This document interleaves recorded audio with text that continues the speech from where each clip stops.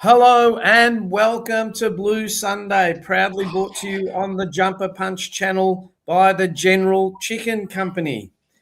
Okay, joining me tonight as usual, down in the left-hand corner of the screen, we have Carlton Life member, Big Vincenz. How are you, Vince? G'day, Joe. I'm pretty good, mate. Stress-free weekend. We haven't had a game to lose. I think we drew the bye, so that's pretty good. Oh, that's Next all right. Next to him, we have our very own Sebba. How are you, Sebba, today? Oh, great. I just woke up from a nap about 10 minutes ago. I feel fucking great. So, yeah. And for all the kids out there, don't stay out till 5 a.m. like Sebba did and waste your Sunday. All right? And above Sebba, no, that is not David Rhys Jones with a beard. That is the Jumper Punch's very own Rocco. How are you today, Rocco? Good, mate. Good, mate. I thought, we're going to get one S tier and we'll replace it with another S tier. So I've decided to jump on. This is correct. Well, you know what they say, you can't beat greatness. Well, we have. We've just improved it with Rocco. So we owe Rocco a great deal of thanks. Hey, before we go on, just a bit of admin. Don't forget, like I said to you before, we are proudly brought to you by General Chicken Company. They are the proud sponsors of Blue Sunday. Up there in McLeod, they have high-quality local ingredients, affordable pricing, been around for 20 years, so you don't stay in the business for 20 years if you're serving rubbish. They have a seniors discount, which will be good for me when I'm there. And if you're having a party and you need some catering, give them a call, see what they can offer you, and mention the show. And Rocco's just nicked off for a minute. And when I am there, we will get in. Also, just like to welcome everybody in the chat. We got Enzo, Danny, ALR. Who else? Got Bo. That's Alessandro. Enzo Valentino, Danny, I think I mentioned, Petra, and David. Now, before we start the show, I've got something. This is for Bo. It is Pepsi Max, but this is exclusive to Thailand, strawberries and cream. I don't know what it tastes like. It's either going to be really sickly sweet or it's going to be nice. But apparently, according to Mars, it has the best crack. Is that right, Rocco? Yeah, best crack. Well, that's what he said. So let's do it near. Everyone be quiet and do it near the mic. Let's hear it. Okay. You ready? Best crack in the game. Best crack in the game. And Bo, I dedicate this first drink to you. All right. Taste test. It's got 0 sugar, apparently. Actually, it's quite nice. It tastes like strawberry Pepsi Max, which is stupid, but there's no cream, but it's actually very nice. I think what I'll do, Bo, I think I'll try and sneak a few cans on the plane when I come over in a couple of weeks' time. Get one That'll for be you good. and Mars. You can taste it. Take one, please. Okay. Well, Vince, you said it before. We don't have a game to review. No, we don't. Plenty to review. Plenty to review, but it'd be interesting. Did we win the bye or did we draw? I think it was a scoreless draw, Joe. Scoreless draw, 0-0? Yeah. No one got injured. 0-0. Okay, so as Rocco says, we have plenty to review. So let's start with you, Vince. What do you want to say about the team and upcoming game and selection? Go. Well, I think already this early in the season we can, I guess, see pretty clear evidence that our team is going to struggle to run out games and to defeat most other opposition teams unless we can start to put together 4 quarters. And I think that's the biggest trend that's come out of the first 2 games is that we've gotten off to good starts. Against Sydney, we didn't quite put it on the scoreboard in a big way. Against Richmond, we did. But, the second halves were dreadful. And, if that's going to continue, we're going to struggle to win more than a handful of games, I think. So I think that's the first thing we've got to address. Secondly, the skill level in delivering the ball. yet again is an issue for us. I don't know why they can't work on that in the off season, but we seem to struggle at times to hit targets and to deliver the ball with any sort of confidence to our forwards. And the other thing, of course, is that we can't afford any major injuries to key players. And I don't think Wiedering's fit. I don't think he's been fit for the first 2 games, but he's so vital to our defence that the powers that be have decided that it's worth the risk, and he has played not all that well, but he's probably held his own just. But there was evidence there against both Sydney and Richmond that he wasn't really going in to fly the flag when it came to some scuffles with the opposition and that sort of thing. So I think he's protecting those broken ribs. But anyway, look, in an overall sense, I think we've gotten out of jail with 1 win and 1 loss so far, because it could have been 0-2 just as easily. Seb, got anything to add to that? No, not really. He pretty much hit it right on the head. I mean, we are where we are, and that's just the cold, hard facts of it. I mean, you got people saying, "Oh, you got to be positive, and you got to be with him and stick fat." As in Rocco's great words, how much fat can I stick? You know what I mean? Like it's gotten to the point where it's just repetitive, and I'm so like I said last week, I'm over it. Over being stuck here and having to listen to the same old garbage for the past 25 years. I've had 1 winning season, and other than that, it's just been not even winning. We didn't do shit. We failed. So I mean, we're stuck where we are again. I was speaking to Liam, one of our good viewers and friends of the channel today, outside Manonda's house, and even I said to him, like, it's gonna get worse before it gets better. It's just the cold hard facts. It's gonna get worse before it gets better, because I think we're stuck in the thick of it right now. That's for sure.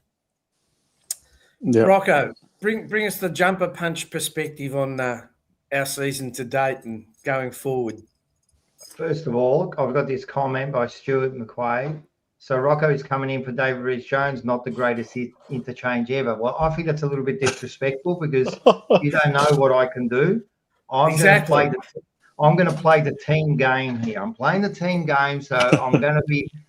Oh, sorry, I didn't mean it. I'm going to play the team game here. So the Blues. Hey, listen, it's a disappointing. Let's be realistic. It's a disappointing start to the season already. Okay, so you pretty much get smashed in the first game.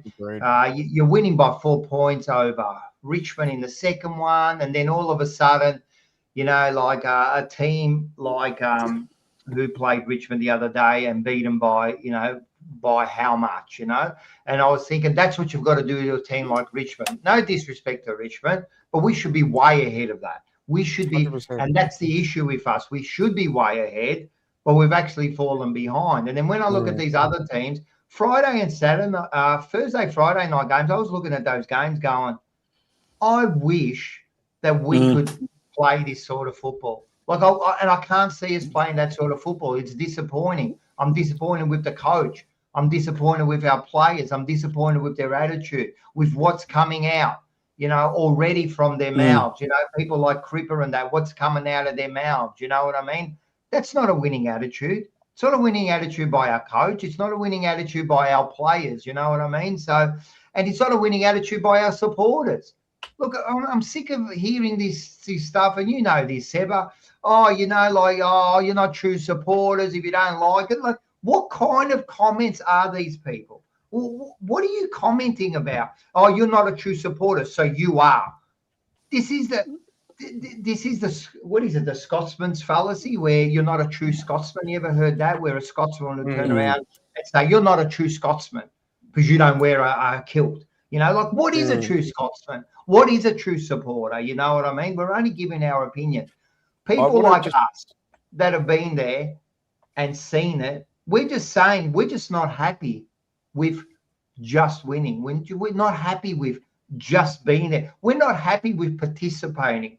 We want to be up there. We want to compete, you know. And at the moment, if anyone can tell me, right, that we will be competing by the end of the year, I'm shocked.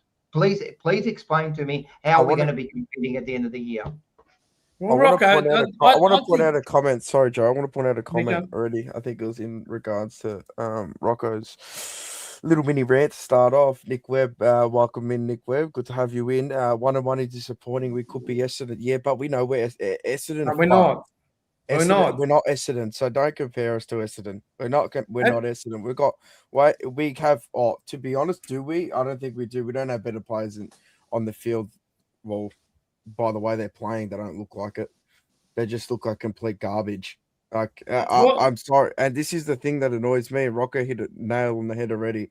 It's just the same shit 24/7. But before we go on again, Dylan, thank you for the $8. You must have got paid, Rocco, or was he using your account? What's going on there? You owe me money. What the bloody hell are you giving me money for? Oh, and Rocco, jump back in and out because you got Vin's internet right now. Vin Kano, can you send me your Starlink referral code, or do I need to contact Elon directly? No, just go direct to Elon, my mate. Well, I was going to say something just on Rocco's point, right? Yeah. People going, you're not a true supporter, and you know, I don't care if we lose, right? I really don't care if we lose. What I care about is the manner in which we lose, right? I don't take the Swans, for example. Okay, the Swans are going to be a good team. Everyone, there's no doubt, right? But we were with them till halftime. We probably should have been further in front. Then they just gave up. What sort of effort does that show you? That just shows you the true, I suppose, mettle or the ticker of these guys. They just give up. Same with Richmond. Richmond are not a good team. They're full of youngsters, right? Maybe in 2-3 years, all these young kids, I thought they're going to be champions. But we give up again. And these guys are experienced footballers. But Joe, you know what it is the thing? You bring I think it's the biggest I think it's the biggest cross team that gets brought up in comparison to us. It's Richmond at the moment. I always hear it when it comes up in like conversation with Carlton and stuff like that. Is Richmond, this and that. Can you believe it that we're here next to Richmond? Yeah, and let's be real here. Before Nankervis and Lynch went down, and if they didn't have a passenger in Hopper in their midfield, they were keeping with Gold Coast. When those two big ones went down to shit. But fuck, man, like we're here with Richmond. We were up for 1 year. 1 year. And that was on the back of just 11 victories. It was on the back of pure tin ass. It was not. I don't care what that's what I'm saying. It was not there was coaching. Nothing special. His S-grade talent got him there. His S-grade at the time which was S-grade, like in the Crips and stuff, all got him there. You're Charlie Curnow, and I don't want to hear no Charlie Curnow shit. He's not shit. Wake up to yourself. I'm sick of people going, we got rid of Lee. Imagine if we had Liam Stocker and Jack Silvani and Tom DeConnie and Matthew Kennedy. Wake up, people. We don't have them. We got rid of them for a reason. They left for a reason. We did have them. And we weren't. Yeah, but we don't have them now. Yeah, but we did have them. We did have them. And we didn't do any good. Like we did have exactly. them. We did have exactly. In the case of Matthew Kennedy, we actually gave him his marching orders, and we mistreated Matthew Kennedy, actually. Yeah. Well, this is the thing. When we had Kennedy was a good player, and we all thought that he shouldn't have left. That Kennedy was mismanaged. The way he was playing. And do you know why he's in career best form now? Because he's being coached very well. Correct. That's why. He knows his role. He knows exactly what he's got to do. And he's doing it very well over at the Bulldogs. And sometimes that's all it takes. And I'm sure we can all come up with examples of players that have left our club and gone elsewhere and done better. And there's a lot of examples of players that have come to our club and gone backwards. That's got to say something about our coaching and our development. It really does. It has to say something about it because people, players just don't improve over here. Who's improved? Who's ever come to Carlton and been a far better player than where they were before? And don't tell me George Hewitt because, seriously. Lockie Fogarty. Lockie Fogarty, please. He's become a better witch's hat. I do want to get the chat more involved. Lockie Fogarty. Sammy D, thanks for your input. Appreciate it. We weren't any better with those that left. I disagree. I did. No, we were a better team with them there. No, we weren't. No, we weren't because we weren't doing anything, Sebba. We weren't a better side. Shit. Yeah, but you put those in the side. But on paper, you put those in the side. You're still a better side. Are you? We weren't. I don't think so, Sam. No, but on paper, you're a better side, no, you're not. On paper, I understand what you're saying. You put those players in our side right now. We're probably going to be a little bit of a better side. But they were there, Sebba. They were there. No, I agree. No, I agree. I agree with you. But on paper, you're a better side still. Maybe. But I think Vince's point is right. They weren't coached properly. Yeah, that's exactly right. Ollie Hollands, 1 week 1 minute he's on the forward line, then he's on the wing, then he's the backman, then he's in the forward. The poor guy doesn't know where he is. I thought what I said on the week on Tuesday, I'll stand by, right? That that this side, I don't even know I forgot what I was going to say. That's what he does to me, boss. He gets me bloody upset. Right? He gets me upset. I don't even know what I'm thinking anymore. Like this side, seriously, we should. You know what I was thinking today? Adelaide. Do you remember that was a few years ago, maybe 2-3 years ago? I can't remember. Remember they were on that losing streak and they lost like how many games in a row? And then I think they beat us. Was that the one with Gibbs in it? Maybe I don't know. Then they beat us. I remember, but they were on Adelaide. What was that? Yeah, it was Gibbs' farewell game where Mark Murphy and Kane Simpson cheered him off the ground. Yeah, weren't they on a 20-game losing streak or something? And then at that point there, you're way ahead of Adelaide. Way ahead of Adelaide. And now when you look at it, you go, Adelaide are competing for top 4. And we're starting again. That's what upsets me when I see these teams, how bad they were. How bad the Doggies, every second year they're sacking the coach. Every second year they're sacking the coach. Now they're contenders again. Richmond are slowly either keeping up with us or are gonna pass us soon. These are teams that are all behind us. And then you turn around and you go, but whose fault is that? Like, this is why we get frustrated. Whose fault is that? Like our playing list, like what Sebba said on paper, wasn't that bad. When we had Curnow and all, come on, bro. It wasn't that bad. Rocco, exactly 10 years ago, okay, we saw the start of the careers of what were going to be our spine, if you like. Yeah, after we had that massive recruiting drive at the end of 2015, we finished last on the ladder. Okay, we get another wooden spoon, and we had all these draft picks, and we picked up Jacob Wiedering at number 1, Harry Mackay at number 10, Charlie Curnow at number 12, David Cunningham at 23, and I think Silvani went at 56 or 7 or something, right? Yeah. Now, 10 years on, after this so-called rebuild that we started, we've seen teams like Richmond win 3 flags and then go back down the ladder and now start to rebuild with a crop of young boys that, they let a lot of experienced players go in exchange for a lot of draft picks and started to rebuild that team. And you can see in that Carlton-Richmond game from a week and a half ago that, they are well on the way with some of these young boys. Yeah. We've seen other teams go past us. Brisbane have won 2 premierships. They were right down the bottom of the ladder at the same time that we were around 2015, 2016. Correction, they've won 3 premierships. Brisbane? 2, Oh, shit. I thought you said Richmond. No, Brisbane. No, Brisbane Lions. Right? So they were right down the bottom with us. I think we got Wiedering at 1 and they got Josh Shackey at 2, I think, because they finished second last in 2015.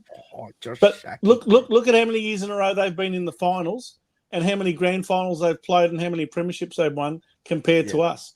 We've seen teams literally like Hawthorn at the end of 2015 when we finished last. They won the third of their three-peat. They've since gone down, bottomed out, and with the change of coach to Sam Mitchell, now look at where they are. They've played in the last, two final series, and they've gone up as far as the preliminary final. And now they're looking well and truly on the way again. So there is something about what these clubs are doing with their playing lists and with their coaching staff and their development staff that we are not doing. I don't know what it is, but clearly they're going right past us all over again. Just quickly before we move on, Oz, member for 19 months. Thank you, Oz, for supporting the channel. Always do.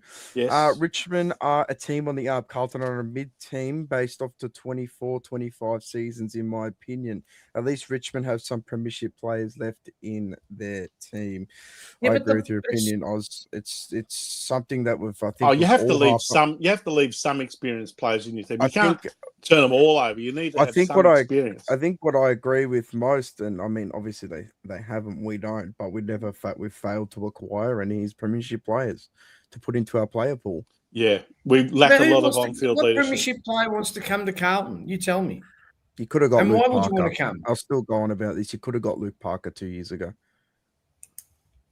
One of the things that Brisbane did, for example, one of the smart things that Brisbane did was they brought some people across that had experienced premierships, experienced the right sort of culture, and wanted to get some of those guys across, like Luke Hodge, a triple premiership, a four-time premiership player, I think a triple premiership captain, and twice Norm Smith medalist, to come over to Brisbane and show them the ropes for 2 or 3 years. Now, and Gunston as well. And install, Gunston, and also the other one, what was number 14's name? The halfback flanker that they got across.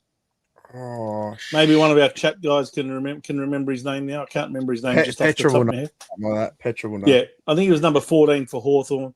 He went over to Brisbane as well, and he played in a number of premierships. You need to get people in the club that know how to get those behaviours and those cultural, factors in.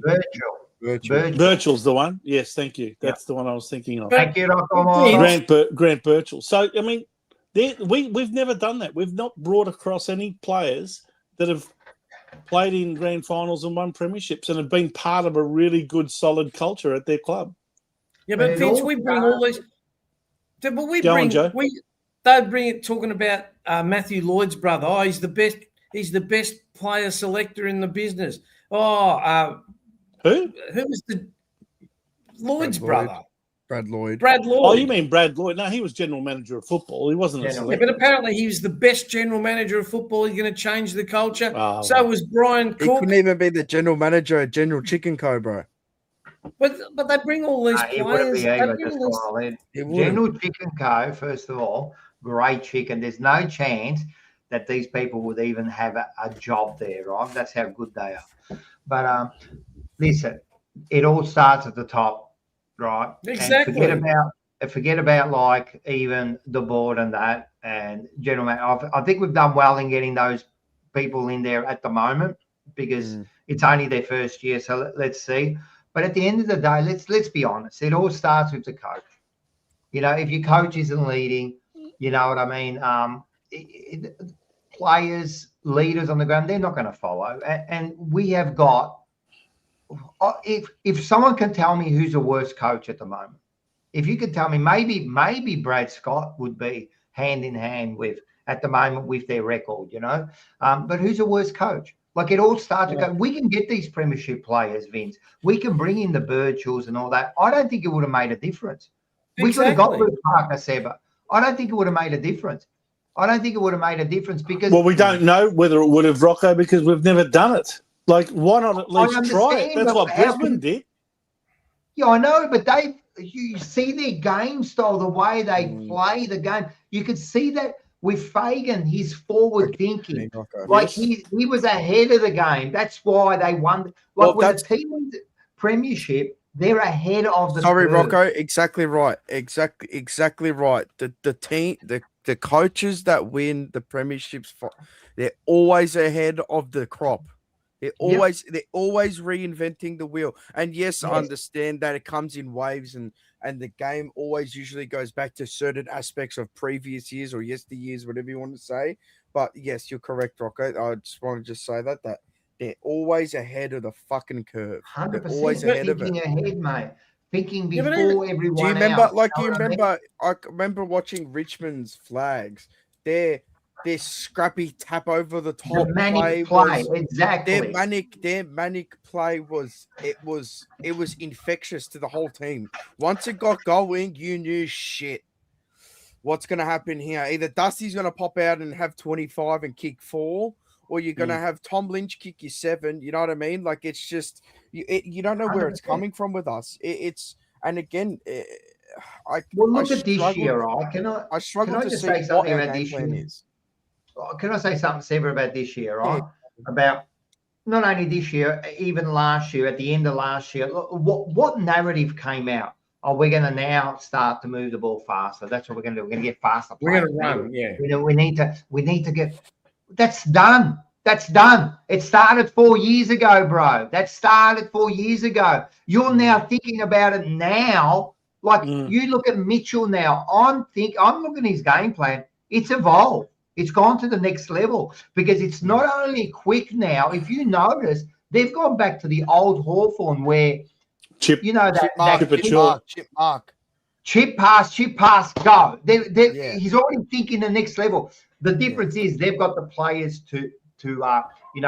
Carry it out. We haven't got those players, right? There's no way that we hit targets 35 meters away in the middle, right? So we haven't got that. But he's thinking ahead. When Michael Vossi's going, oh, we're going to start now going fast. What everyone was doing 4 years ago. You know what? This new Hawthorn, the way that we can obviously see, and this is the thing, we can see what Sam Mitchell has changed in the off season. I don't know about you guys, but I remember watching a lot of Geelong with my nonno back in the day. I feel like it's a lot of Hawthorn's game plan today is a lot of that old style Hawthorn and a lot of that old style Geelong, the way they play. I don't know. I just see like it's eerie, like the both of them. I just don't get how we're sitting here and we're stuck talking about a fucking game plan. Pardon my French. Why 5 are we years talking in about a game plan? Why are we talking about a game plan, bro? Like, I don't get it. Like, and I want to point out a good comment as well from Ron. Always great input into the channel and the chat. Fagan looks and acts and sounds like he's ready to win another flag. Chris Scott looks, acts, and sounds like he's auditioning for some off-Broadway play. But he's right, though. He's right. He's right. Yeah, but they win. You look at Geelong. How long have they been up there? Maybe they haven't won as many premierships, but but they're always up there. They're always but there. why, Vince? They go to the same draft that we go to. They've got excellent recruiters, and they often pick up really good players in the 30s and 40s and 50s in the draft, not just the obvious ones in the top 10. And there's lots of examples of that. Yeah, but we get the same. We get the same players too. We can access that. I reckon if those players came to Carlton, they wouldn't be half as good. I'll tell you one thing. I bet you we haven't picked up a player off Geelong that's ever really been a great pickup. Yeah, Darcy Lang. Darcy Lang, please. And Fogarty, Lachlan Fogarty. Yeah. But just talking about Fogarty again. Yeah, that was 30 years ago, Hickmott. Doesn't matter. He's a great player, Hickmott, man. We loved him. That was when we had a decent management and a decent administration and a great president. Yeah. But it comes down to even our selection lacks integrity. Fucking Fogarty does. I know David Rhys Jones loves Fogarty, right? Here's another one. Billy, Sir 98, whatever his name is there. Billy Smets. There's another one for you. Jeez. He didn't come to Carlton. Michael Mansfield. Stephen He's O'Reilly. my mate. You leave Mansfield alone. He's my mate. Stephen O'Reilly. He's my mate. He is. He Oh, worked. no, I worked with it's him just for a the way you while. said it. It's just the way you said it. It made me laugh. Oh, he's my mate. Same with Alex Anyway. Oshenko. Good bloke. But just our selection integrity. I mean, Lachlan Fogarty, if he gets a game this week, I will not watch the game. I promise you, I will not turn on my TV and watch the game, and I won't listen to the score. So what changes would you all be making? What Greg changes would you be Williams making, Joe? came from Geelong. No. What changes would you be making, Joe? Fucking, I tell you what, I don't know what Lewis Young has got pictures of Voss. He must have Voss with his donkey or something. You know what, though? I don't think he's been that horrible. No, but he's not the answer. He's not the answer. I understand that, Joe, but what else do you have there? I would put that Dirksen played in defence and played well, right? Put Lewis Young up forward. We haven't got who's our centre half forward? Brody Kemp. Brody Kemp plays about 5 minutes of football, gets it, and can't fucking kick a goal. What else? It's like he sees the goals and panics. And they put Hudson O'Keefe as a ruckman, really. He's not ready. They're going to kill him. He's going to kill him. He's not ready. Yeah, but that's what they do. That's what they do. I've got the issue with Taylor Byrne. There you go. Taylor Byrne. I'll put Taylor Byrne in instead of or Frankie Evans if he's fit. Hey? But not for Young. Like Burns. No. For Fogarty. Yeah, for Fogarty, 100%. Yeah. He should have been on last week. Yeah, 100%. Yeah. But listen, forget about the selection integrity, right? Forget about it doesn't really matter who we put in. It won't matter. It won't matter because when you've got someone like Voss, right? First of all, I don't think he's a good coach. Second of all, when he's on his last year. How does someone coach knowing it's your last year and you're on the chopping block? How can you possibly coach properly? I don't get it. Like I'll tell you how you can coach. I'll tell you how you can coach. You fucking coach them to win. I know, but Joe, what's happening is I'm just trying to figure the psychic of this, right? I'm just trying to figure the psychologically part of this. You go, we coach to win. I understand, but what's happening is his head's on the chopping block. So how does he select? How does he select? Does he select to win? Does he select for the future? Does he worry about every loss? Is another notch in his grave there, you know. He's got a coach to win now. Forget the future because he doesn't have a future. It's not that easy because you haven't got the freedom anymore. You haven't got that freedom anymore. If it was easy, I would be the coach. That's why there's only 18 in the league. This is why Carlton is negligent in putting Voss in this position.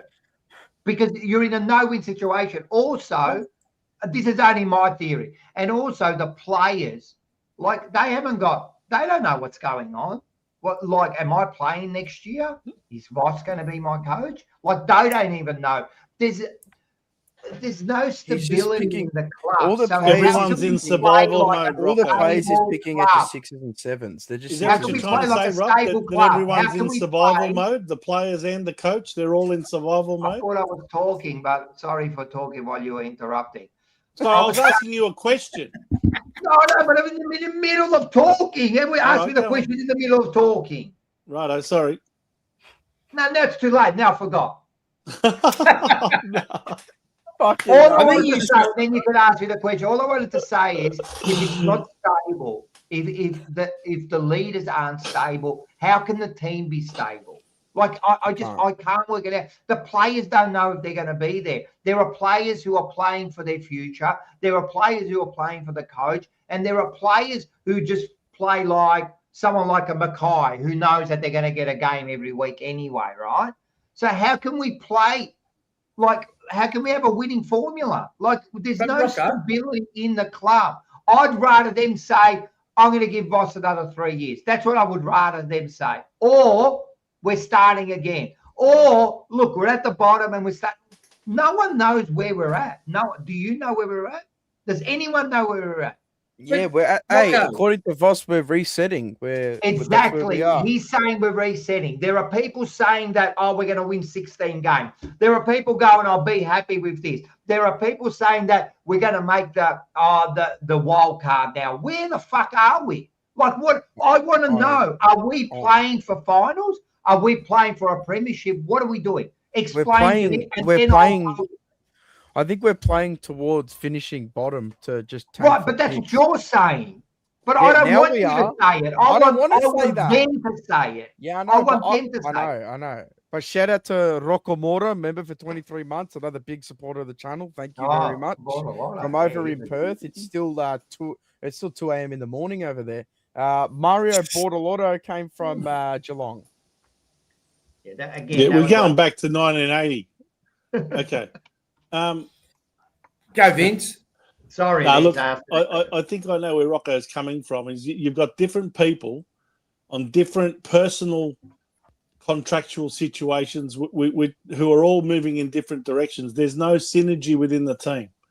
Exactly. And with Voss coaching for his future, he might not be making the right decisions for the team's long-term benefit purely because he's trying to get some short-term results so that he can survive in the short term. And a lot of players are in that bracket. In fact, I saw a video by Heath Buck on My Blue Heaven during the week, which was going through approximately 20 players that are all coming out of contract at the end of this year. That's almost half your list that's coming out of contract. So, but I think that's the same. Players are going to be playing for their own future. They're going to be playing somewhat selfishly. No, it's not, Joe. No, it's not, Joe. We had, at the start of last year, we had 36 players who were going to come out of contract in 2 years. 36, that's a whole fucking list, mate. Not all teams have got that. No other team's got another 17 players. 17. Right? This is the problem. We are all over the place. Everyone's going in different directions. And we will never win anything if we don't all align in the same direction. If we are at the bottom now, right, and we are starting again, right, with a new coach and everything, just say it. Say it. Say it so we can all work towards something. But how can we do that when one person's working towards a top 4, another one's working towards a top bottom, another one's working fucking towards just making the finals, another one's working towards being happy with 4-point win over Richmond? Like, what are we happy with? Like, I don't want that. I want to know where we're at. I want them to come in. Are we contending for a flag? Are we contending for a flag? I want him to come out and say, no, we're not contending for a flag. Yes, we'll try. Of course, that's always the ceiling, right? But truthfully, we're not contending for a flag. And we go, all right, now we know what we can do to start this team going. Now we can start. Rocco. Wait up. Stata zitto. Again, Shiny Blue Bots, thank you for joining the chat. We need tough shit players and supporters. You guys sound in favour of political correctness. Grow some balls. I think if you've been tuning into if you've been tuning into Blue Sunday for the longest amount of time, I think you can definitely say we are not in favour of all this political correctness. I'll leave it there. And I'll leave it there. I digress. Continue on, but Joe. Just on Rocco's point, right? Rocco, I'm Graham Wright, okay? And at the start of the season, I come out and I go, hey, guys, we know our list is no good. We think they're pretty ordinary, but we'll win 5 or 6 games at best. What do you think the supporter group are going to say? Who gives a fuck, Joe? This is the problem. You're worried about what our memberships. Is that what we're worried about? That's what they worry about, not me. Then we're in trouble then. If we're worried about the supporter not buying his membership, right, we're in trouble now. Be honest and know where we're going. That's it. But they're not. Know where we're going. Not. That's just it. That's just it. You think I'm not going to buy my membership? You think I'm not going to buy my membership if they tell me that we're starting again? Of course I'm going to buy my membership. I'll be there harder. I'll be there harder. At least I know where I'm going, bro. But I know what you're saying, Joe. I'm not like having a go at you. I know what you're saying, and I know that's their thought, right? But by doing that, we're pulling in different directions. And if we keep pulling, we won't get anywhere. Yes. Put up Bo's comment about the transparency. I'll put it up. Yeah. Bo, obviously we know, co-host of the main show on Tuesdays. Check it out this Tuesday. We all want transparency, but we never get that. Why? The truth will hurt the PR machine, hurt sales, hurt memberships, etc.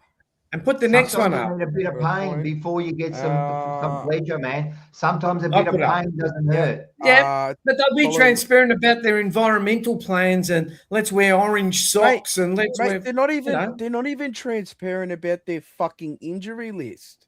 I know. If you can't be honest with that, and I'm sure all clubs, some clubs do it, can't even be transparent with that, then shit. Well, what are we doing here? Well, and this is it, man. Where do we want to be? Like, I don't get it. Like, I want to be winning flags, but you know what?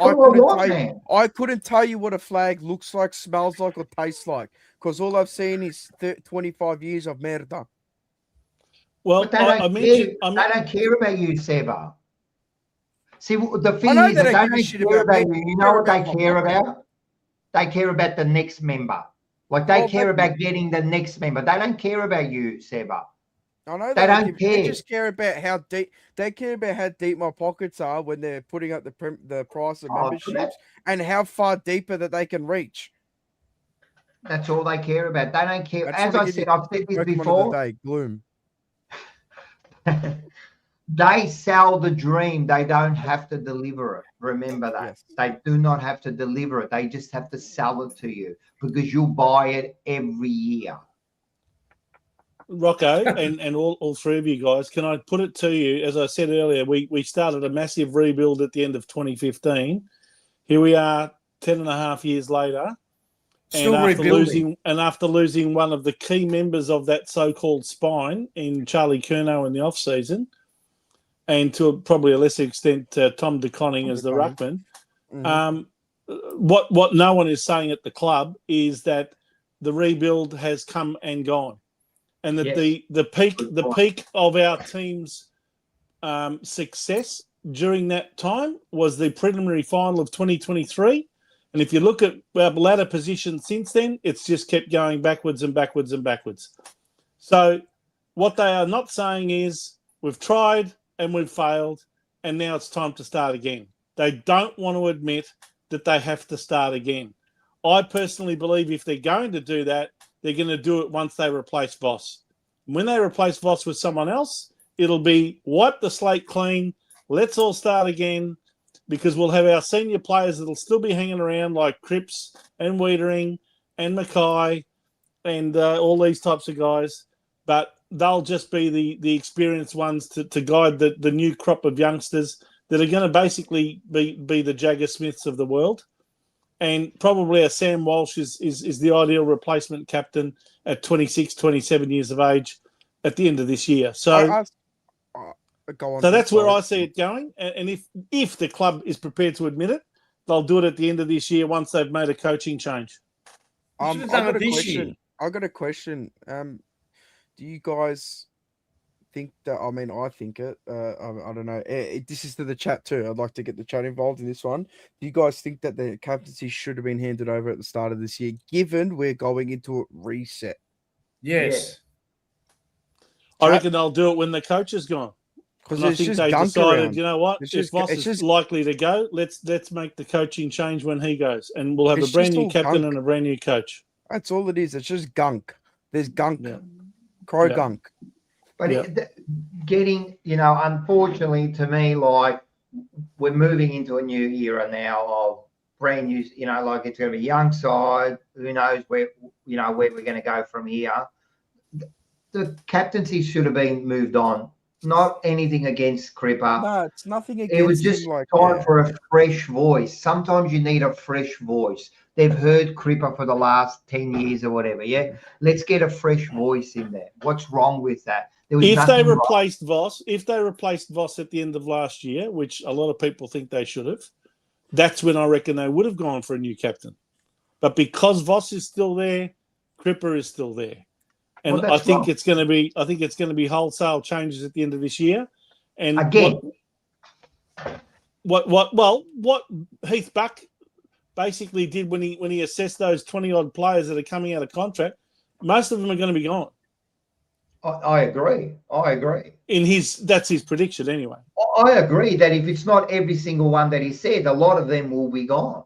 Yeah, my word. Yeah, and we're going to be brand You know new. what it is? It's going to be 2015 all over again. And who's to say whether we do finish in the bottom 4 or in the bottom 2, or dare I say it, wooden spooners again? It's possible if we don't improve. Because if we're only going to play half a game every week, mate, you will not win more than 4 games. You just won't. I think he's just trying to wield the magic trick, like abracadabra, alakazam, and then he's just gonna somehow gonna pull off another magic trick, like a couple of years ago. I think that's what he's wishing upon or trying to do. You know what I mean? I think he knows deep down he's on a hiding to nothing. He's just coaching out the year so he can make his 500, 600, 700 grand or whatever he gets paid. Because he probably will never get a job again that pays him that sort of money. How is that good for our side? But it's also not good for him. Well, how can it be good for anyone? That's exactly right. How can the powers to be think that this is a good idea? Like, how could they have thought that was a good idea? Like, seriously, people go, oh, if we got rid of Voss, who would you have got? How do you know? How do you know? How do you know? You got to make the vacancy happen for people to step up and say, yeah, look okay. At all these, there were plenty of us. Did we think that, that the Collingwood coach or like Hardwick or any of those coaches were going to be any good? Did we know? They were all first timers. Like, how do you know? But again, they did a half-hearted decision in keeping Voss. They've done a half-hearted decision in like getting rid of these players. You know what I mean? Everyone says that Charlie, he's shit now. Look, he's always going to be that lazy footballer, right? But he's a Rolls Royce. He's the Rolls Royce. He's a lazy rock. He's a Rolls Royce that's missing a cylinder, right? Because he's not always running on the 8 cylinders, right? He's sometimes running on 6 cylinders because he can't be bothered pumping it. But at the end of the day, he's still a Rolls Royce. He's still a Rolls Royce, But for us to get rid of him and TDK and that, we've gone backwards. Anyone that thinks, we've got a brand new forward line, that's our hope. But the reality is we've gone backwards. The reality is the replacements aren't ever going to live up to those sort of players. They're not match winners. They're not going to move the needle. They're not going to move the needle. All 3 of you, right? At the start of the year, when we lost those players, did you honestly think that we'd be contending the finals? Honestly. No. So why have people got this expectation, we're no good, we should be in the finals? I don't think it's the fact of, some people thought we'll make a finals, let's be real. Exactly. But dreaming. I said it on the first show. I expected us to get, yes, you're going to say 6 or 7 wins. Yes, I expected us to get 6 or 7 wins for the year. But it's the way we're playing and it's the way the club is conducting itself in terms of the No, I agree. That's the frustrating thing. You know what I mean? That's what's frustrated me. And what's frustrated me too is picking players that don't deserve to be picked, like Mitch McGovern. Like, it's just like you picked him up as a depth option, and you got other players there who I think are deserving of a spot, and you got him playing. And I spoke to Bo about this on the phone today. I was watching the VFL game, the Werribee Gold Coast game, and I'm sitting there and I'm watching Jamara Ugle-Hagan, a former number 1 draft pick, who's had his off-season, his off-field issues, this and that, and he's being made to sit in the 2s and work his way up for a spot. Rightly so. This is where it comes from when people want to charge back at me, which is everyone's entitled to their own opinion, but your opinion's wrong on this. That Elijah Holland should have been set back into the 2s to regain his spot. Yeah. Nobody is above anyone. If you've got a former number 1 draft pick, and we all know the talent that both of them have, he should have been set back to the 2s, like Jamari Ugle-Hagan has. He's sitting there playing in front of a negative crowd. There's no one at the game in the VFL against Werribee. Well, how about this, Sebba? How about, all right, so the argument is that he was actually in form before he played his first 2 games, so he gets a spot. All right, give him his spot. But if you got some real selection integrity, you drop him this week. Correct. Right, that's the real. That shows real leadership now. All right, we're giving you a go. You're not ready. We'll bring you back, but I guarantee he's one that's not going to get dropped. No, he won't. He won't. No, he won't. So then, what's the point? I'd even be surprised if fucking Lachlan Fogarty gets dropped. I'd like to see, because he did come into a bit of form bearing in mind towards the end of the season, and probably some of the teams who played put tools down. Where's Flynn Young?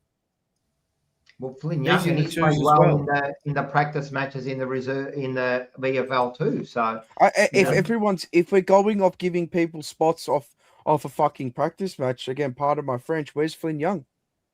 Where are these players? Where's Dirksen? Where's Taylor Byrne? 100%. Where are they? Where are the Camporeale brothers? Where are they? At the pizza shop. Are they being held hostage in a bunker? Are they in a bunker? Because God, I don't know. I haven't seen a peep out of them. How are we supposed to develop these players? How? They're grabbing pizzas, Seb. I should be grabbing pizzas. Look at the size of me. Maybe they need to build up. But anyway, one of our viewers in the chat, I think it was Ron, made the comment just earlier, but about is Voss, playing it safe, going with experienced players that are not going to be part of your next premiership. They're not going to be part of anything really, potentially not even part of the squad next year, and continuing to leave the younger players in the VFL. He doesn't seem to want to try out the new kids unless he's absolutely forced to do it through injury. I remember a couple of years ago when we played West Coast in Perth, and everyone thought, wow, I think we had Curnow missing, Mackay missing, missing, and I think we played a whole heap of kids, and they won the game by over 10 goals. So it's amazing what you can do when you give the younger players a go and give them an opportunity to show what they've got. Now, David, Vince? Yes, David Thomason from the WA Blues. How are you, Dave? Yep. So hi to David. He's actually got the question there. If you think that O'Keefe's not ready, the Campo was nowhere close. Okay. Fair enough then. Maybe. But O'Keefe was put in after, they gave Reedy 1 week, and then they put O'Keefe in straight away. That was the issue there. What are we doing here? And he's definitely not ready. And this is the problem. Like the selection, and make sure you catch Selection Blues next Friday. That's going to be an interesting show, because I think there's going to be some uproar when that selection first comes out at 6:20. Everyone's going, what the hell is this? It's going to be the same shit, man. It's going to be the same shit. But again, it doesn't matter who we put in. We can put anyone in. Look, it does start with selection. Let's get at least that right. But we're still going to go out there. Our skills are terrible. Let's be honest. Our skills would be bottom 2 to bottom 4 in the competition. Like, you see it. Even when we try to do the running game, we try it. We just haven't got the skills to implement it, to perfect it. We just haven't got those skills. We miss targets. We miss the easiest targets. Like, there's so was that video, Rocco, that came out in the off season when Carlton were training? Was that a bit of an accidental insight into what our season was going to be like? Because we've seen in the first 2 games that their skills are sometimes woeful. Well, I'll tell you this, and I'll tell you this, and I said this on TJP, right? What upset me about that video wasn't that, all right, so you have a bad day. It was Cripper laughing about it on one of the shows. That's what upset me about it. Because that was me. Ha, ha, ha, ha. It was one of those days, you called me out. What do you mean? Bro, don't go around laughing that your skills are terrible. Right? What are you laughing about? When we get to round one, you're supposed to be the best you possibly can be. You've been training for 4 months to get ready, and then you laugh. Oh yeah, that was funny. This is the problem. I guarantee, and I'll keep going back to the old timers because that's what I know. That's all I know, right? Kernahan never laughed at a fucking bad kick. I tell you right now. He still doesn't laugh now, right? I guarantee if that happened during Kernahan's time, right, in some sort of like simulated game, he would have cracked it, right? Yeah. And then we get someone who comes on and laughs. That just tells you everything, people. You could say whatever you want. That tells me everything. Yeah. That if that was me, I'd be embarrassed to go on a thing and say, oh, that was me that missed, like a fucking kick that went 20 meters into the thing, and then I laughed about it. The first thing I would have been doing, I'll be apologizing to my teammates. And then I'll be going out there on my own and making sure I never do that mistake again, right? Because you play the way you train. You train the way you play. And we've come out the first 2 games, and our skills have been terrible. Yeah, they've been fined at times. At times they've been okay, but the pressure wasn't on. When the pressure got on, our skills are terrible, man. What are you laughing about? What are you laughing about? This is your career, guys.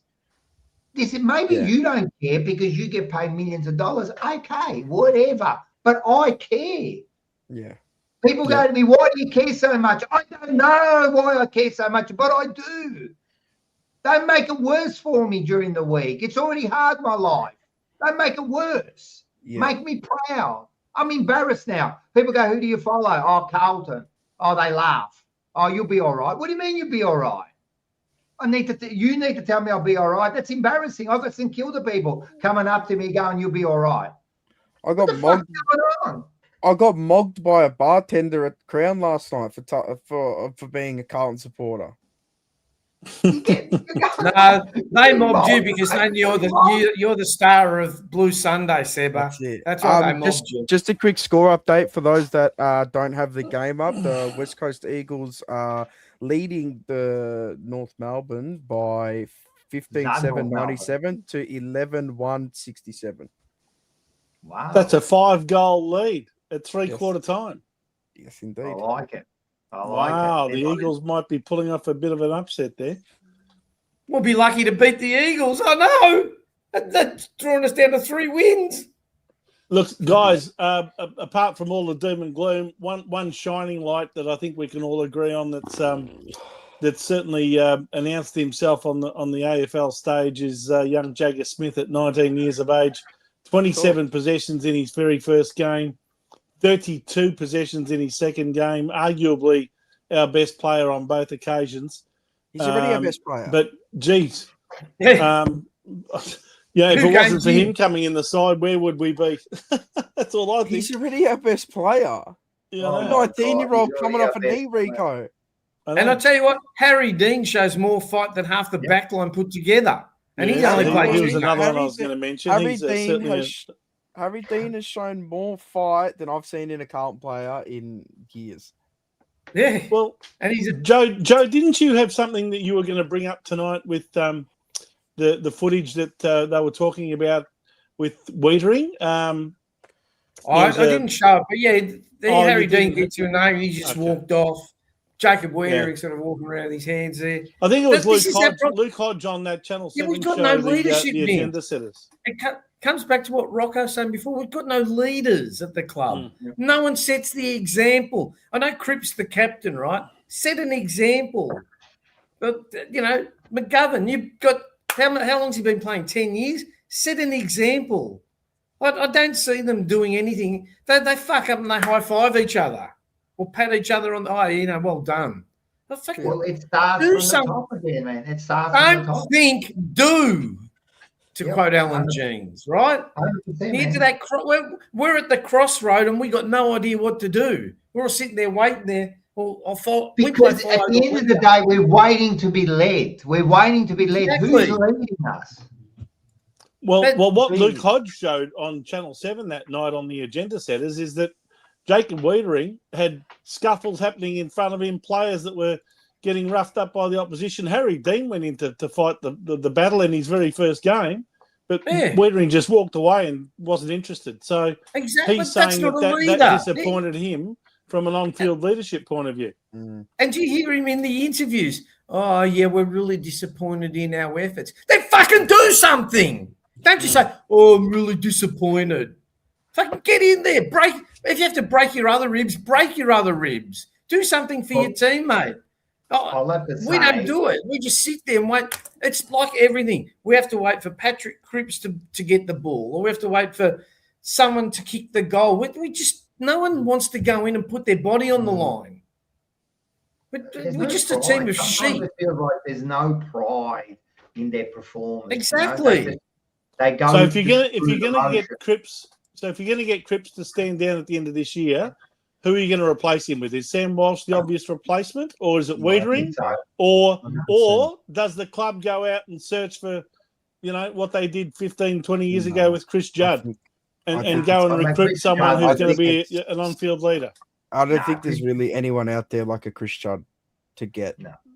To be honest, so you can't go and get a Zach Butters, for example, and say you come here. No, you wouldn't get a Zach Butters and make him captain. I think that would actually hurt the team. Okay, well, I'm just throwing up all the possibilities. What do you do about the lack of on-field leadership? I think it goes straight to Sam Walsh. I mean, given that he's signed his contract. You can't give it to Wiedering. He doesn't look interested. He's still worried about all that money. I think Wiedering is a leader, and he is a leader in the background, in the back line, and he's also probably our most important player at the moment. So I wouldn't be putting too much on Wiedering, mate. He's just not that type.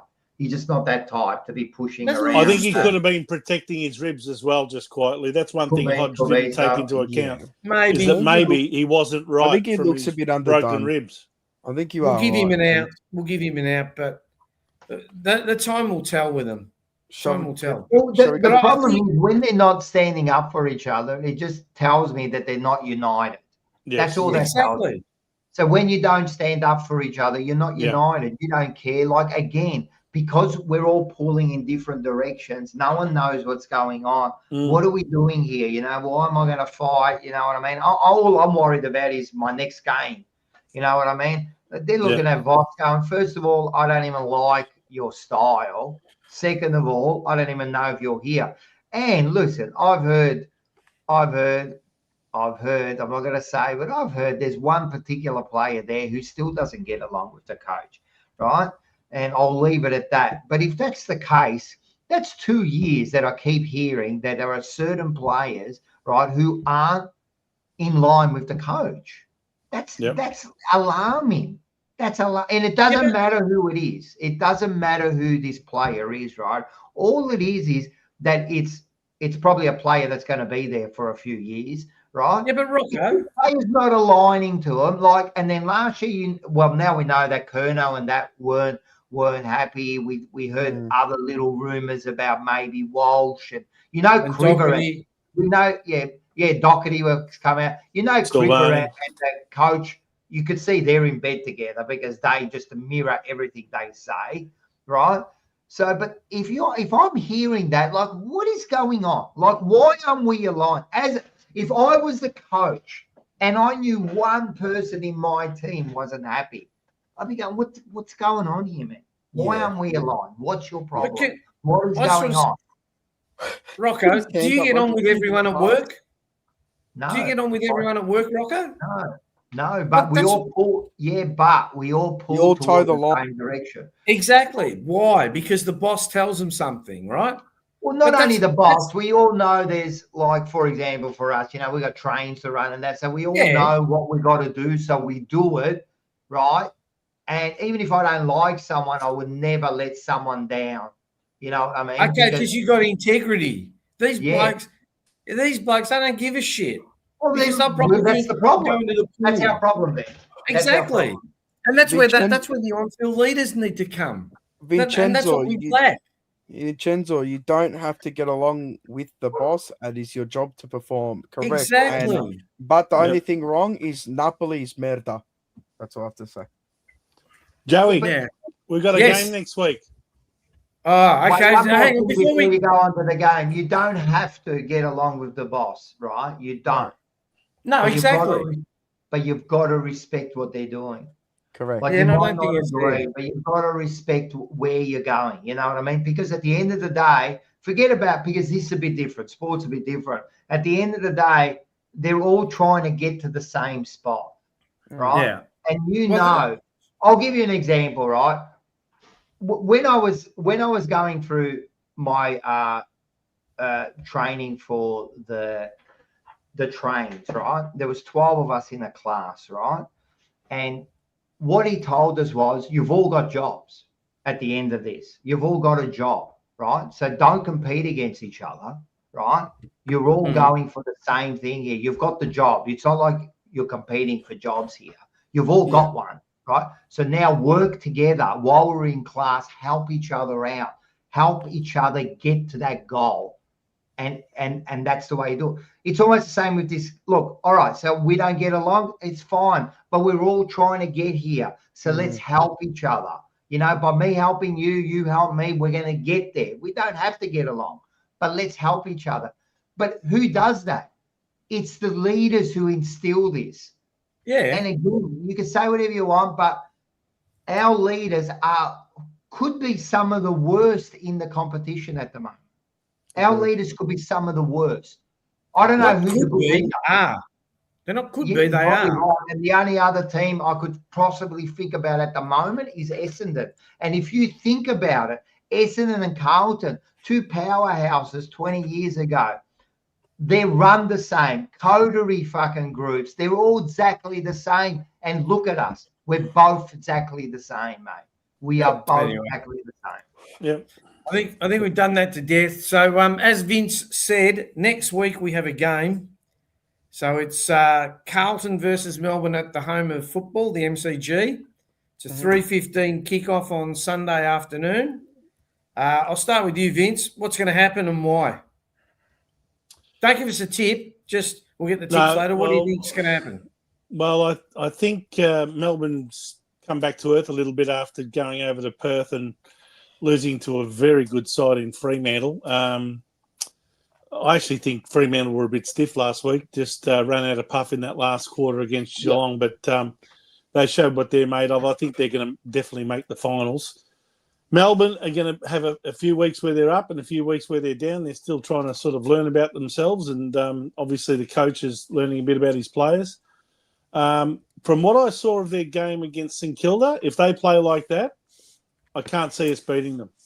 I just can't, because they'll be too fast and move the ball too quickly into their forward line. But if it's played in the way we have in recent years, where it's a very dour game and it's all about contested ball and stoppages and all that sort of thing, well, then we'll be right in it, because it'll be an arm wrestle. But if it starts to become free-flowing, I think we're in trouble. That's in a nutshell what I think could happen, and it's for that. Well, we'll go into tips later, but our players really need to improve, and they need to put in a lot more than just half a game. Yeah. If they don't put in half a game, I don't care how they play; they're not going to win. Okay, Sebba. Yeah, I think just to reiterate what Vince said, I think if it does become a free flowing game, I think we're going to get ripped to shreds. I think we're going to get absolutely ripped to shreds, and I think Gawn's in pretty decent form. I think Cozzy Pickett, if he gets let off the hook, all hell could break loose at that ground. And I think historically Bailey Fritsch plays very well against us. If he finds it's just I think this is a real danger game for us, and not too buoyed on the Blues for this one, that's for sure. Not too buoyed. And Rocco, as our guest, what are your thoughts? Look, I don't know, man. It comes down to selection. Hopefully, we can select right to like nullify people like the Gawn and the Pickett and all that, and all those players that have been having C and B games. You know, they've got to elevate. If we can do that, I think we match up well against Melbourne. I think we can beat Melbourne. I don't think they're playing that well. We're both going to have that these one-off games where we beat a good side. You watch, we're going to beat a good side this year, right? But it could be a 0-0 draw. It could seriously be a 0-0 draw. Joe, I think both teams are similar in the fact that they've both lost key personnel in the off-season. I mean, Carlton, we all know, lost Curnow and De Koning and Silvani, just to name three. And Melbourne lost, Petrarca and Oliver. And also we saw Stephen May end up, leaving the club, which was Melbourne's, wish. But nevertheless, he's a pretty important pillar at full back for them for many years. So, and they've also lost McVeigh to Fremantle. They've lost some personnel as well, but they seem to have a new game style, a refreshed, renewed, invigorated team who enjoy playing for their coach. And, I mean, who knows what Melbourne will turn up on Sunday. But with Carlton, we could get over the line against them. It could be one of those, one of those games that typically goes either way within the last 5 minutes. Who knows what Carlton will turn up? That's my point. Yeah. Are we gonna play 3 quarters next week? Are we gonna play 1 quarter? Are we gonna play no quarters? Yeah. I mean, and we're in the tombstone slot too. The Sunday 3. I'll tell you where we can win the game. That's the tombstone slot. Losing Petrarca and Oliver, as well as Viney's injured. That's basically all 3 starting midfielders other than Gaunt. So they've had to put in brand new players in there. If Cripps and Walsh and Jagger Smith and George Hewitt really get going in the middle of the ground, that's where we may be able to overpower them if they get a lot of the ball. And, that's where we should be winning the game. And Melbourne can't stop them. That's where we should be winning the game from, is our midfield. Yeah. Because on paper, our midfield is far superior to theirs, or what's going to get fielded against us. Yes. So, you think so? I mean, you can't win it. You think so. But if you can't win it out, if you can't win your battles in the midfielder, then what's the point? Yeah. Well, I think Melbourne's speed and pace might worry us. You got that Latrell, whatever his name is. Latrell Pickett. Yeah, and then you got Cozzy Pickett and they're cousins. Yeah, it's just. I'm telling you, it could get messy. It could get messy, and there's also another little player I like from. I don't know how we went this week. I think number 30. Dylan Sharp. I think he was. That's the one. Number 30. He played at the Brisbane Lions. I really like him. I think he's a real live wire. I like him too. Yeah. Hey, Sebba, talking about other players, aren't you glad we picked up Buku Kamas? He's having the Bulldogs gotten off to a flying start for the year. They look like they're really. Mars has triggered a lot of people as well with his posts on Twitter of Bont's a superior player to Cripps. It's the fact of the matter is it's not taking anything away, but god damn that bloke, what a superstar he is. What an absolute the Bond. What an absolute superstar he is. See, wish he was in the Carlton thing. Let me put up the tips. Rocco, you can give yours verbally. So, Vince. You're going to put the tips up? Yeah, they're up. They're up. There we go. Yes, I've decided. Well, Sebba's gone exactly the same as me. You copied me. I'll put mine into Joe well before anyone else. Look, with trepidation, I've decided to go for Melbourne by 8 points. I just think that they'll just have a bit too much pace all over the ground for us. Sebba? Yeah, I've gone the Demons by 8. I mean, it could go either way, but like I said earlier, I'm just not. I'm not set on us. I don't think we've got it. So, yeah, Demons by 8 for me. I've gone for the Demons by 20. I'm surprised at you, Joe. I reckon that's light, to be honest. And I think, and David Rhys Jones has gone. He's a real Carlton man through and through. Carlton by 2. And Rocco, what's your thoughts? I agree with David Rhys Jones. I reckon Carlton will just win it. But look, when you say Carlton by 6, Melbourne by 8. In other words, you're saying, I don't know, right? Because that's what you're saying. Like, it could go either way. Toss of the coin. It could be either way. following When it goes a kick left or right, so we could beat them. We might do exactly what we've been doing. We might be, like way ahead in the first couple of quarters, and then hold on. We've got a very good record against them over the last 3 years. And this is the thing, So, and they're not playing great football. You just saw over the weekend, they're about as bad as us. Let's be serious. Carlton, Melbourne, West Coast, Essendon. We're all fighting for a position there. Trust me, man. I think we'll just win. We'll just win. Okay. The game in the West is still going, so we won't go through the games results. And West Coast is going for a shot at goal right at the moment. He's going back. He runs through the 50. He kicks along, and he puts it through. So now there are 18 points. I don't know his name, the bloke with the long hair. They're forward. Who? Oh, Waterman. Jake Waterman. Oh, you mean the one with the 1980s mullet? Yeah, the mullet. That's right. Yeah, he just kicked it. So they're 18 points. So Northford kicked the last 2 goals.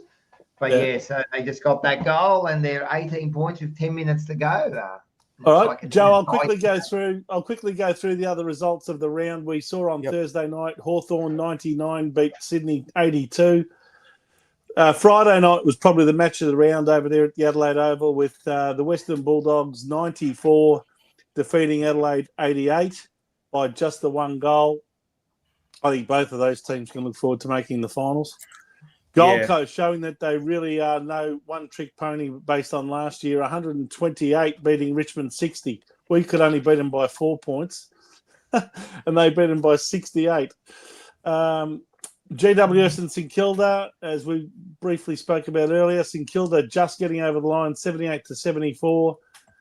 And then, of course, on Saturday night, Fremantle at home, 118 defeating Melbourne 70 by 48 points. And today, Port Adelaide, really impressive against Essendon, 133-70. I think Essendon's going to have a very long year somehow. And so far, we've got West Coast Eagles 98 leading North Melbourne 80 by 3 goals at approximately the 10-minute mark of the last quarter. Yeah, your scores are a bit backwards, Vince. He's 104-87. Okay. 88. 88. And now we've got a North Sorry, Melbourne I was just refreshing my. About to go for goal. I'll have to refresh. Who's going for goal, Rob? I don't know. Anyway, Eagles or North? Terrible. Just absolutely miss. Alistair Clarkson sits back in his box, puts his hand to his head. Alistair Clarkson not happy at all. Sorry, get into Sebba's the ladder. Thanks, Bo. The ladder. Right, quickly go through the ladder. The ladder shows the only 2 teams that have played 3 games and won them all are the Gold Coast Suns and the Western Bulldogs, and they're first and second at the moment. Then you've got Sydney and Hawthorn, who have played 3 but only won 2 of them. Then we've got currently a whole stack of teams on 1 win, including North Melbourne, Fremantle, Port Adelaide, Collingwood, St Kilda. They make up the top 10, and outside the top 10 is Melbourne, GWS, Geelong, and Carlton, currently in 14th position. The only team, the last team to have the 1 win with the worst percentage. And then there's 4 teams that haven't had a win yet. Brisbane, who would have thought that?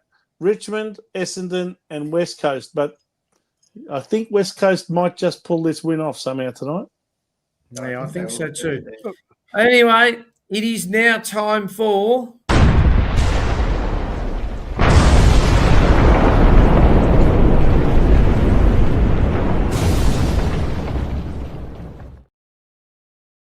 It's time for the Vincano. So people... is that what it looks like? I put it up, Vince. What's so that? People, get back, grab some popcorn, put the speakers on 10 or 100. Sit back, relax, and be entertained. Go. Okay. Well, everyone, if you ever wanted some clear-cut evidence that the AFL is just a propaganda machine for the Labor Party? Well, here it is. Last week, you saw an ad that was produced by the Liberal leader here in Victoria, the opposition leader, Jess Wilson, simply being at the football and describing how $15 billion of alleged rorting that went on with the CFMEU equated to something like 2.4 billion pies. Or you could basically feed the crowd that she was at something like 29,000 times. Now, I'm going to give you some examples of why this is the case, not just make flippant accusations. But I'm just going to quote some this article that was in the Daily Mail, if I can. And it says here that the AFL has been accused of being an arm for the Labor Party by former Liberal Premier, of course, Jeff Kennett, after asking for the removal of an Instagram post. The Victorian Liberal leader, Jess Wilson, uploaded a short video at the MCG during the Collingwood-St Kilda match last week, highlighting how many meat pies from the ground could be bought with the $15 billion allegedly stolen from taxpayers in CFMEU rorts. Now, of course, Wilson claims that under Premier Jacinta Allen, at least $15 billion of taxpayer money had been lost to corruption on major Victorian projects. In the ad, she says, remember that $15 billion that Labor gave to the CFMEU and into the pockets of criminals? Yes, it could have bought 2.4 billion pies at the footy, or enough pies to feed this crowd at 29,000 games, she said in her Instagram video. Now, this is where it gets interesting.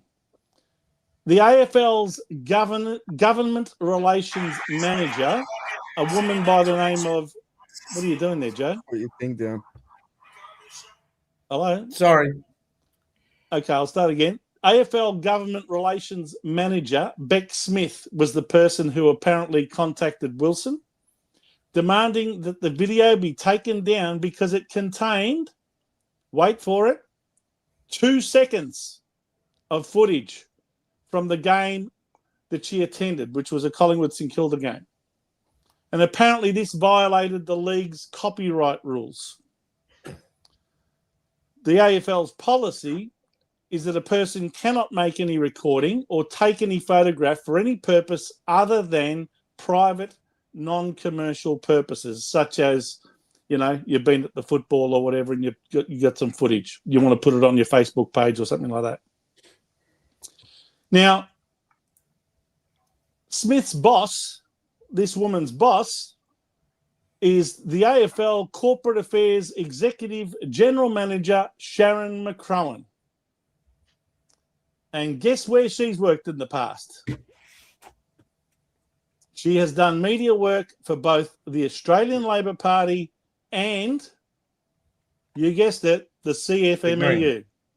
Okay.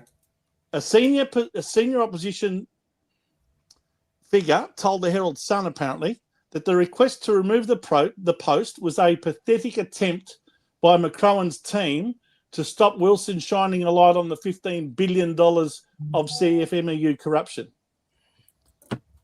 Now, the AFL has said that McCrowan had no involvement in the decision to ask Wilson to remove the post, that it was done just by Beck Smith.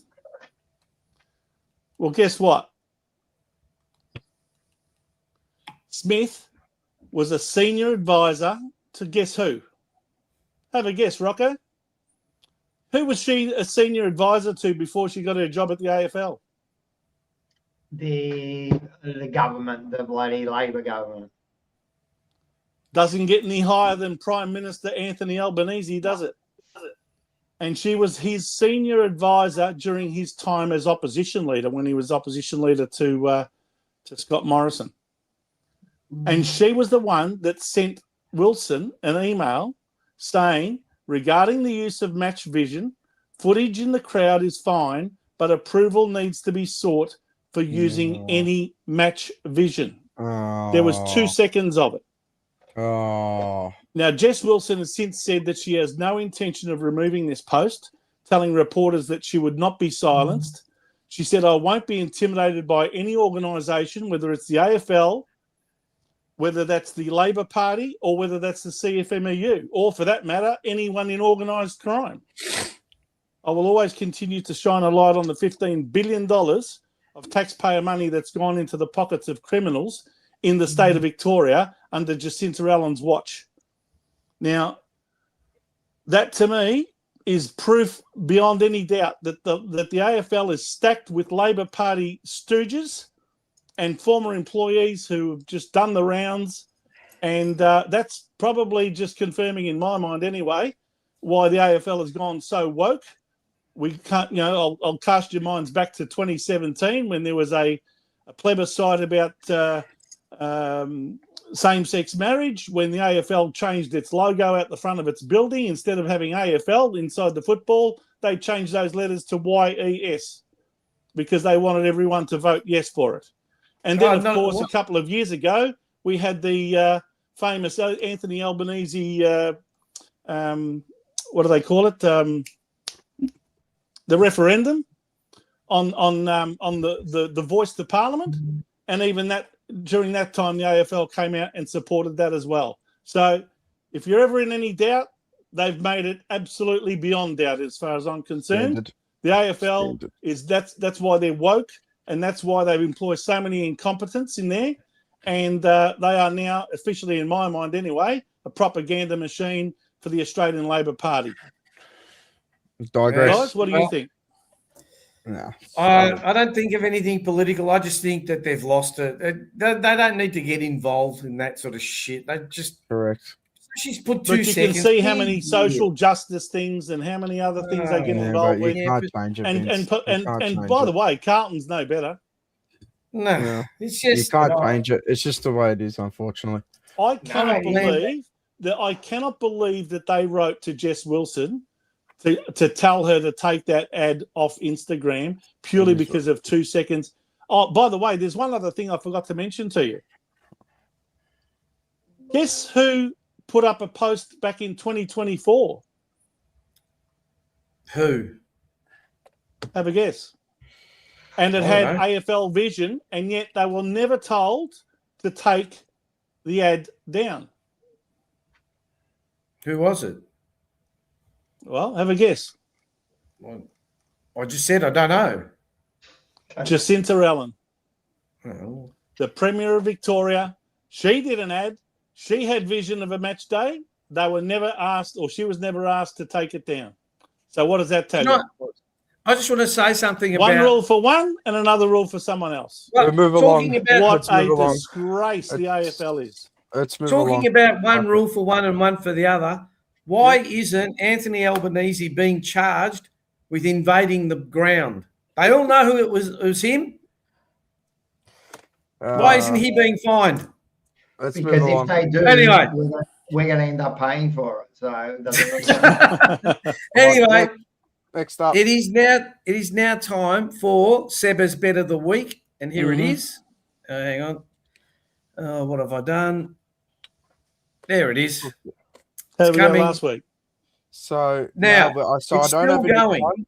I don't have a new one, but we roll on to tomorrow morning. So we hit the Bulldogs, we hit the Gold Coast Suns at the line, and now at 3:30 tomorrow morning in the League Cup final, Arsenal versus Man City, we've got Arsenal to lift the cup. So this means that they could win in any way, through penalties, through extra time, through 90 minutes. So it's at the very so end. we've involved a game of soccer in our bet this last if week. you're on it, we're still in the hunt. And again, we are not affiliated. I thought this bet was meant to be about AFL football. No, Vince, you used to bet on bloody horses. But again, we are not affiliated with any betting companies. And remember, people, bet big or go home. Isn't that right, Sebba? Do not bet. No, I mean, bet within your means. No, Hey, Sebba, don't let Joe bully you. He's upset at the moment because my team, Everton, thrashed his team, Chelsea, 3-0 overnight. So I don't care. He's not My happy. team's going to win. My team's going to win the league, so I don't care. Vince, do you want me to mute your microphone? Anyway. Just an update on the score. We got West Coast 111 to North Melbourne 94. West Coast have the ball on the wing, and there is a minute 52. So it looks like West Coast is going to win this game. Apparently, I just seen it pop. Apparently, Harley Reid got absolutely flattened. Yeah, it's huge melee. Huge melee. But he got back up. He's not weak, that bloke. I'll tell you that much. No, that's going to leave Essendon at the bottom of the ladder, and Richmond above them, and then Brisbane above them. They're the only 3 teams not to win a game. Essendon, Richmond, and Brisbane. What would Essendon's percentage be too? Jeez, 55. Negative 20. No, it's 55. Anyway, negative 67. Anyway, we've come to the end of the show, but before we go, there's a few things we need to say. First, during the week, we lost one of the greats, Chuck Norris. So I'm sure growing up, a lot of people would have seen his movies. So I don't know how old he was, but may he rest in peace. 86. 86. So may he rest in peace. Yeah. News that's close to my heart. Gary Glitter is close to dying. I'm still in his gang. Don't worry. He's the leader. Oh, I wouldn't be admitting that to too many people. He's the leader, Vince. He told me. I grew up knowing he was just like the village people wanted me to go to the YMCA. I joined. Oh, God. And I just while we're talking football, bad luck to the Matildas last night that lost 1-0. Good effort to get to the Asian Cup final, but it just goes to show that Australia only the third time in a row that they've lost to Japan 1-0. Yeah. So with Chuck Norris, just quietly, just quickly, one of the greats, man. We grew up with him. Yeah, he really was. Great. One of the great movies is with Bruce Lee, Enter the Dragon, with one of the great fight scenes at the end. He was a true champion, but I heard that he didn't die. He just, like every other game, he just leveled up to the next level, and he's gone up. And I did hear this. He's gone up and entered the pearly gates, looked Jesus in the eye and said, "All right, I'm here now. You can sit down." So Chuck Norris. Wait, there was some. Chuck Norris will always be one of the greats, man. Yeah, well, used to be a lot of good memes. He never even had a toilet because he would just scare the shit out of people.